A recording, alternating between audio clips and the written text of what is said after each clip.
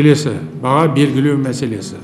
Бұл мәселе бойынша бірнеше талқылау болды. Азық-түлік бағасын өсірмеу үшін негізгі бағыттар бойынша нақты жұмыс жүргізу керек.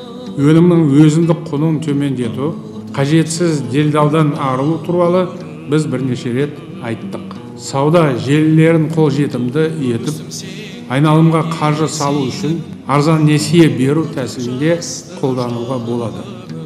Бұл бағытта алғашқы қадамдар жасалды. Тауар өндірушіден алдын ала тікелей сатып алу ережесі қабылданды. Бюджеттен қаржы бөлінетін болды. Дегенмен көптеген шаруаның көкөніс сақтайтын жері жоқ. Сол себепті олар өнімдерін егіс басынан тікелей сатуға мәжбүр болады. Оның салдары бәрімізге белгілі. Ауыл тұрғындары біраз табысынан қағылады. Азық-түліктің бағасы жыл мезгіліне қарай қатты өзгереді.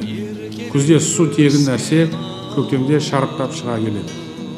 Оның шешімі біреу ғана: қойма инфрақұрылымын жасау керек. Қайда жүрсем естен кетпейсің,